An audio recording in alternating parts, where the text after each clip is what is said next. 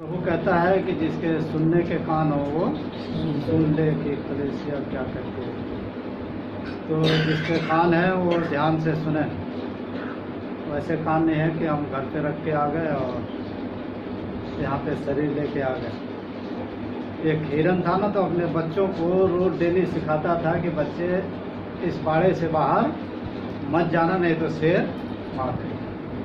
जब भी कहीं जाते थे तो सिखाते थे कि हम जा रहे हैं, बाहर मत निकलना। और रहते थे तब भी सिखाते थे कि बाहर मत निकलना, नहीं तो शेर। अब एक दिन चले गए तो बच्चों ने क्या नाम है, हिरन के बच्चे अब निकल गए बाड़े से। और शेर जा रहा था, गर्मी का मौसम, नदी के किनारे। अब निकला और शेर ने उसे मार दिया। और थका हुआ था, गर्मी काफ़ी थी, क्योंकि तो हिरन जब मर गया तो पीछे से एक लोमड़ी आ रही थी। तो शेर ने कहा कि भाई एक काम कर, इसकी रखवाली कर, मैं जा रहा हूँ, गर्मी बहुत हो रही है, नदी में नहा के आता हूँ तो फिर इसे खाऊंगा। और वहाँ छोड़ दिया रखवाली के लिए।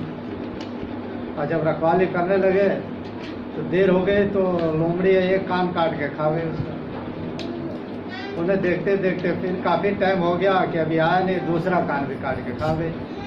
अब शेर आया, आ करके देखा तो उसके खा रखी उस। तो शेर कहने लगा, भाई तूने इसके कान खा गया? उन्होंने कहा इसके कान थे ही नहीं। लोमड़ी कह रही है, शेर कह रहा कि नहीं, इनके कान थे, उन्हें कान खा के करें, इनका कान था ही नहीं। अब आपस में लड़ने लगे। फिर लोमड़ी कह रही है कि भाई देख, मैं जब भी यहाँ से निकलते थे तो इसके बाप जो था बोलता था कि बेटे बाड़े से बाहर मत निकलना। अगर इनके कान होते तो ये सुन के बाहर क्यों आते? तो इनके कान, तो इसलिए जिसके सुनने के कान हो वो सुन लें कि प्रभु का वचन हमारे लिए क्या बताओ। तो यह लिखा है कि जब वह निकल कर मार्ग में जा रहे थे, प्रभु कहाँ जा रहे थे? मार्ग में। यहूदिया और यरदन के नदी के उस पार से यहूदिया नगर में निकल करके उसे बॉर्डर से जा रहे। तो रास्ते में, अब देखिए, रास्ते में जाते समय, और प्रभु जब रास्ते में जा रहे थे तो प्रभु अकेले नहीं, काफ़ी भीड़ हो रही, चेले भी थे साथ में। तो एक धनवान भी जा रहा था और प्रभु के पास दौड़ कर, लिखा ना कि दौड़ कर आया और प्रभु के पास घुटने के बल गिर के कहने लगा, हे प्रभु, अनंत जीवन का अधिकारी होने के लिए मैं क्या करूं? देखिए, एक तो अनंत जीवन पाने के लिए लोग लगे रहते हैं, ये अनंत जीवन का अधिकारी होने के लिए क्या?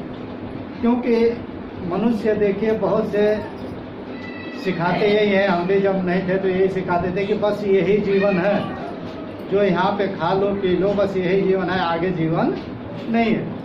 लेकिन ये सेठ है, धनवान है, किसी चीज़ की कमी नहीं है, फिर भी इसे मालूम है कि अनंत काल का अधिकारी होना जरूरी है। अनंत काल का जीवन पाने के लिए मुझे क्या करना होगा? तो प्रभु, और फिर कहता है प्रभु की, देखिए यही नहीं, घुटने टेक करके और प्रभु की तारीफ करने लगा कि तू उत्तम गुरु है। लेकिन प्रभु अपने आप को दीन करते हुए उन्होंने कहा कि मुझे उत्तम क्यों कहता है? उत्तम तो सिर्फ एक ही है, जो है परमेश्वर है। मनुष्य उत्तम नहीं है, यानी अपने आप को एक मनुष्य के रूप में बताने कि मैं भी एक मनुष्य हूँ और मनुष्य थे। तो कहते हैं कि मैं उत्तम नहीं हूँ, उत्तम तो परमेश्वर है जिसने सब कुछ बनाया है। आकाश है, पृथ्वी है, जल है, थल है, समुद्र, और हमारी भी रचना करने वाला वो परमेश्वर है। तो कहते हैं कि मुझे क्या करना होगा जिससे मैं अधिकारी बन जाऊं? भाई किसी पे अधिकार रखने के लिए बड़ा अधिकारी बनना पड़ेगा ना। जैसे हमारे ये क्या नाम है, हरिद्वार जिले का एक डीएम है अधिकारी यहाँ, और उसे छोटा है सिटी मजिस्ट्रेट, जो सिटी का होता है, लेकिन डीएम है वो पूरे जिले का अधिकारी। तो वो कहने लगे कि मैं अधिकारी बनने के लिए क्या करूं? तो प्रभु ने कहा कि कोई उत्तम नहीं है, केवल एक अर्थात परमेश्वर है, तो आज्ञाओं को तो जानता है। देखिए हम आज्ञाओं को जानते हैं। हर एक माँ बाप अपने बच्चों को सिखाते हैं, चोरी नहीं करना, हत्या मत करना, गाली मत देना, झूठ मत बोलना, है झूठी साक्षी गवाही मत देना, सिखाते हैं। तो प्रभु को मालूम था कि तू आज्ञाओं को तो जानता है। तो कहने लगे कि प्रभु आज्ञाओं को मैं जानता हूँ, ये तो मैं बचपन से, यानी लड़कपन, यानी मैं बचपन से मानता आया हूँ, मेरे माँ बाप सिखाते आए और मैं मानता आया हूँ। तो प्रभु ने कहा कि एक बात की तुझे कमी है, ये चीज़ें सब कुछ मानता है लेकिन एक चीज़ की कमी है। और उसके अंदर क्या कमी थे कि वो धन पे विश्वास करता था, धन पे यकीन करता था। जिसका धन चाहे, क्योंकि व्यापारी था ना, व्यापारी चाहता है कि जिसका मिल जाए उसी का ले आके भर लेगा, जिसका चाहे उसी का उठा के ले आके हम भर लेंगे। लेकिन प्रभु कहता है कि धन है सब कुछ नहीं दे सकता, धन है कुछ लिए लेकिन सब कुछ नहीं दे सकता है, कुछ चीजें दे सकता है। जैसे अनंत काल का अधिकारी होने के लिए, अनंत काल का जीवन पाने के लिए पैसा नहीं दे सकता। तो प्रभु पे विश्वास करने पे ना, कहें कि आज्ञा पालन करने के लिए। और फिर प्रभु ने कहता है कि अपने समान अपने पड़ोसी से प्रेम करो, अपने समान। अब वो भी सुन के चकित हो गया कि मैं तो धनवान हूँ, मेरा पड़ोसी गरीब है, तो गरीब को भी धन दे करके धनवान बनाना चाहिए। अब निराश हो गया। फिर प्रभु ने कहा कि ये धन बेच करके क्या कर, गरीबों को, जो कंगाल हैं, जिनके पास में कुछ नहीं है, उसे ले जा करके तू दे। तो प्रभु ने कहा कि उसे क्या करके, बेच करके उसे दे। अब वो निराश हो गया। धनवान व्यक्ति सोचता है ना कि धन पे यकीन रहता है कि धन ही सब कुछ हमें दे देगा, लेकिन धन ही सब कुछ नहीं दे सकता है। धन हमारी कुछ जरूरतों को पूरी कर सकता है, लेकिन हमें जीवन देने के लिए, आप देखते हैं कि जब आदमी एक सैया पे पड़ा रहता है दुख तकलीफ में, तो पैसा है खूब लुटाएगा, डॉक्टर को कहेगा कि भाई जितना पैसा चाहिए ले ले, जितना चाहिए वो मुझे बचा ले। वो शरीर को बचाने के लिए इतनी मेहनत करता है, पैसा लगाता है, लेकिन परमेश्वर को मालूम है, लेकिन फिर भी वो शरीर बच नहीं पाती है। लेकिन इसे भी मालूम है कि शरीर को तो जाना है, लेकिन अनंत काल का जीवन हमें कैसे मिलेगा। अनंत काल का जीवन जानते हैं ना, आप किसी को जीवन क्या दे सकते हैं? आपके पास में इतना है, ढेर सारा है, लेकिन आप किसी को जीवन नहीं दे सकते हैं। लेकिन एक मसीह है, एक विश्वासी है, वो दूसरे को जीवन दे देता है। पैसे से नहीं, ना धन दौलत से, एक ऐसा उसके पास में है कि वो जीवन दे सकता है। जैसे मंदिर के पास में एक लंगड़े को ले आके बैठा दिया करते थे, और प्रभु के चेले जब वहाँ से निकले तो वो देखने लगा, टकटकी लगा करके, पाने की इच्छा थी। तो उन्होंने कहा कि भाई देख, हमारे पास में ना सोना है, ना चांदी है, ना हीरे है, ना मोती है, हमारे पास में कुछ देने के लिए नहीं है, लेकिन जो चीज़ देने के लिए है वो चीज़ हम तुझे देंगे, तो क्या तू स्वीकार करेगा? अब उसने सोचा कि भाई ये क्या ऐसी चीज़ देंगे कि, अब उसने कहा कि इससे भी बड़ी चीज़ होगी, और है सबसे बड़ी चीज़ है। उन्होंने कहा कि यीशु मसीह के नाम से कहते हैं कि तू उठ और चलने लगे।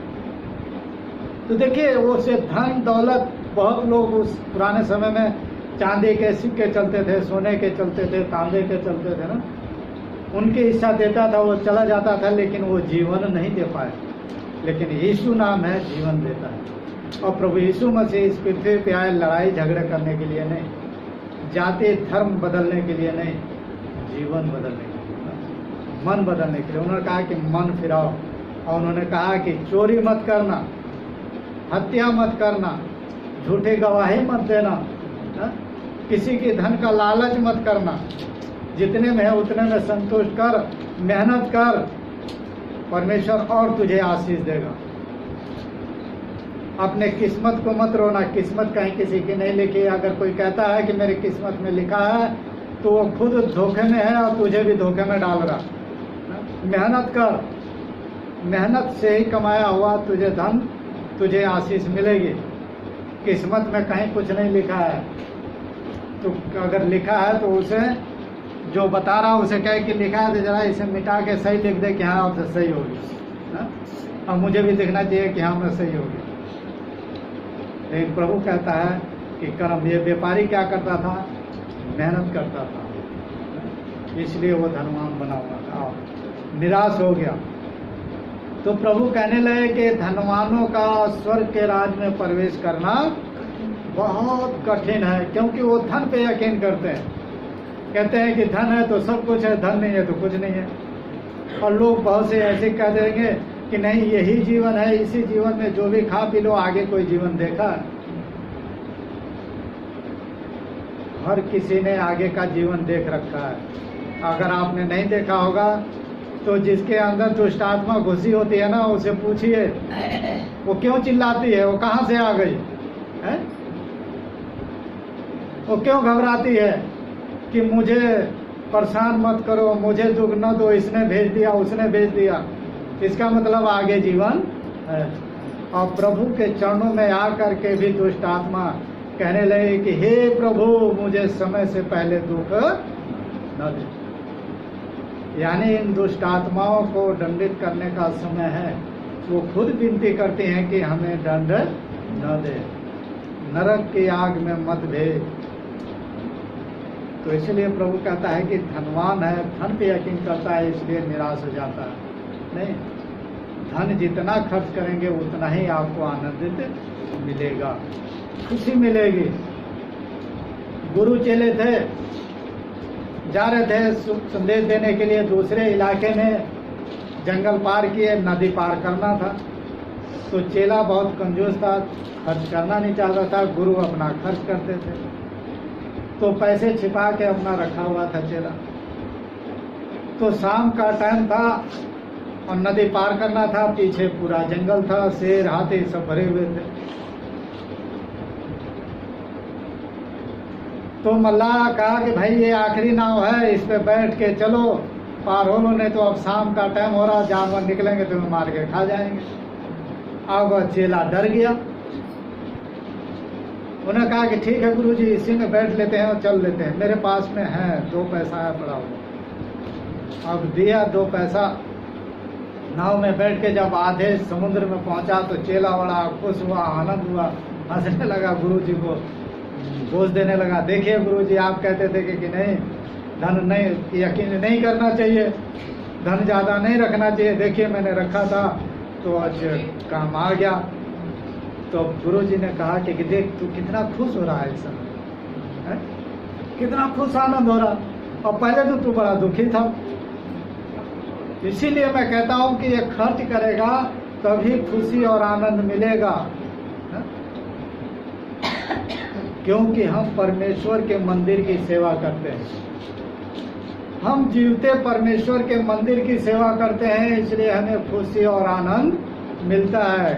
परमेश्वर के मंदिर को जीवन दान आप देते हैं, सिर्फ शब्दों के द्वारा ही तो जीवन देना है, और कोई इतना बड़ा नाम नहीं है, सिर्फ प्रभु यीशु नाम है जिसके द्वारा हो जाता है। तो अपने हृदय में यीशु नाम रखिए, प्रभु को अपने, जब तेरे प्रभु का कहता है प्रभु ने कि अगर खुशी हो आनंद में हो तो गीत भजन गाओ, और दुखी परेशान में हो तो मुझसे प्रार्थना करो। प्रभु ये भी नहीं कहा कि हमेशा तुम रखते रहो। तो हमें खुशी और आनंद और प्रभु को अपने हृदय में रखिए। वही कहते हैं ना कि प्यारे सुमरे यीशु को करम भरम सब खोए, और पूरा यीशु हृदय सर्व बसे तो विघन न लागे। तो प्रभु को अपने हृदय में बसा के रखेंगे, अपने मन में बसा के रखेंगे, आपके हृदय में प्रभु रहेगा तो ये दुख, ये शैतानी चीजें है ना, आपको नजदीक नहीं आएगी, और आएगी भी तो आपको बता के जाएगी,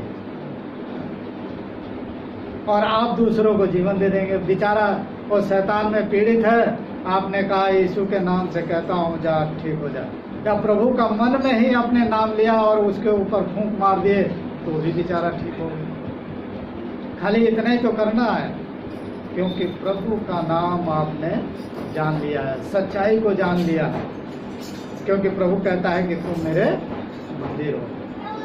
तो ये धनवान है, धन पे यकीन करते हैं, इसीलिए प्रभु कहता है तीसरी तेज के अपने समान अपने पड़ोसी से प्रेम कर। तो प्रभु कहते हैं, देखिए प्रभु की ये चीज देखते हैं, जब कहने लगे कि हे प्रभु आप उत्तम गुरु है, प्रभु अपने आप को दीन कर दिए, एक मनुष्य के समान, कोई उत्तम नहीं है, हा? जब एक है तो कहने लगे कि हे प्रभु ये कैसे हो सकता है, हा? तो कहे कि परमेश्वर, मनुष्य से तो कुछ नहीं हो सकता है, लेकिन परमेश्वर से सब कुछ हो सकता है। तो परमेश्वर से जब अपने आज्ञा का पालन कर रखे हैं, मांग रखे हैं, तो परमेश्वरी से तो आप विनती कर रहे हैं। जो परमेश्वर ने इस आपके मंदिर में परमेश्वर ने जो आत्मा को दिया है, उसी से तो आपको कह रहे हैं कि ये चीजें ठीक हो जाए। ठीक हो गया बेचारा, आपको खुशी और आनंद मिला कि भाई पहले मेरे पास में कुछ नहीं था, अब तो मेरे पास में थोड़ा सा था और मैंने दिया, वो भी ठीक हो गया। तो प्रभु से अगर हम दुख में है, तकलीफ में है, मुसीबत में है, तो प्रार्थना करें।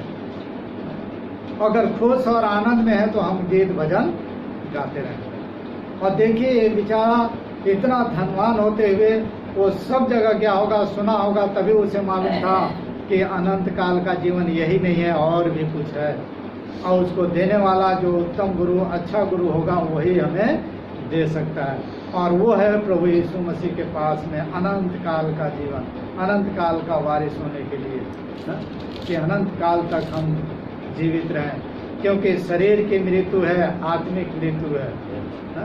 हर के कोई कह देता है कि आत्मा अमर है, मरती नहीं है, लेकिन है वो भी मरेगी, तड़पेगी नरक में। तो इसलिए अनंत काल का जीवन हमें पाने के लिए बहुत जरूरी है। प्रभु के पास आए, प्रभु के नजदीकी में आए, प्रभु को याद करें, क्योंकि प्रभु ही हमें जीवन दे सकता है। धन नहीं जीवन हमें देगा, धन हमें शरीर की थोड़ी सुरक्षा भी नहीं कर पाएगा अगर प्रभु की आशीष हमारे पास में न हो। अगर सच्चे परमेश्वर प्रभु यीशु को हम नहीं जानते हो तो वो भी हमें सुरक्षित नहीं रख सकता है। लेकिन आत्मा ही तो है जो हमें जीवन दे सकती है। आत्मा तो परमात्मा, और उसी आत्मा के लिए प्रभु हमें और आपको मिलाने के लिए आया। तो परमेश्वर है, हमें जीवन देने के लिए आया। और प्रभु ने पहली चीज कहा कि हत्या न करना। प्रभु कहता है मनुष्यों की हत्या मत करना। एक चीज हमसे सबसे पहले रुकावट डालती है, हर एक चीज में। एक चीज मनुष्य को सबसे पहले रुकावट डालती है, वो क्या चीज है? घमंड। धन का घमंड, ताकत का घमंड, बल का घमंड। और घमंड है विनाश के तरफ लेके जाती है, बीमारी के तरफ, महामारी के तरफ लेके जाती है। क्योंकि धन रुकता नहीं है, चलता रहता है इधर से उधर। हर कोई उसे जेब लगा के चाटते रहते हैं, चाहे छोटा हो, चाहे बड़ा हो, चाहे कोई भी व्यक्ति हो। तो इसलिए प्रभु ने कहा कि हत्या मत करना। हत्या आदमी जब भी करता है घमंड, और वो भी मनुष्य को कहा कि मनुष्य की हत्या मत करना। और फिर उन्होंने कहा कि व्यभिचार मत करना, चोरी मत करना, झूठी गवाही मत देना, छल न करना। बहुत से मनुष्य छल करते हैं, मिले भी रहेंगे उनके साथ में छल भी करते रहते हैं। तो प्रभु ने लास्ट में कहा कि छल मत करना।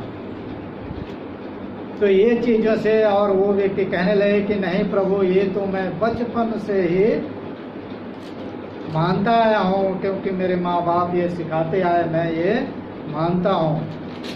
लेकिन मैंने कहा कि धन पे तो हमें धन पे घमंड नहीं करना। घमंड परमेश्वर से हमें दूर कर देता है। घमंड है रिश्तेदारों से भी दूर कर देता है, परिवार में भी से दूर हो जाते हैं, अपनों से भी दूर हो जाते हैं घमंड।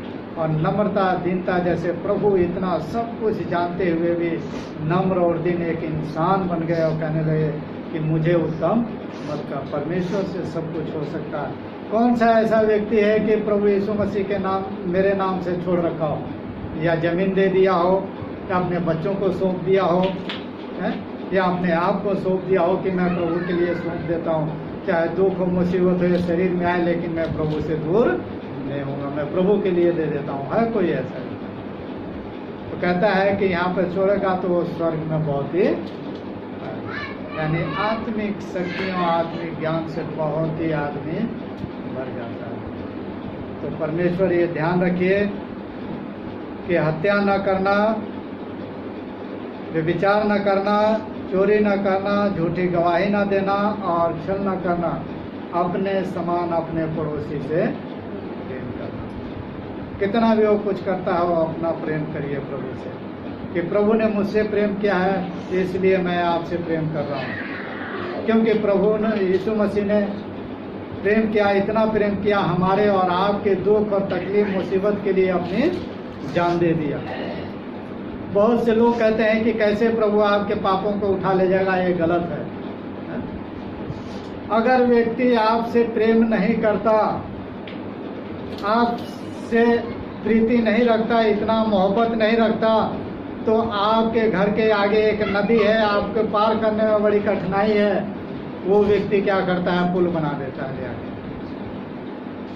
क्योंकि आपसे मोहब्बत कर रहा, प्रेम कर रहा, प्रेम रखा है, इसलिए नदी पुल बना दिया तो आप आराम से पार हो जाते हैं। बच्चों को छोड़ देंगे, छोटे बच्चों को, वो भी पार हो जाएगा।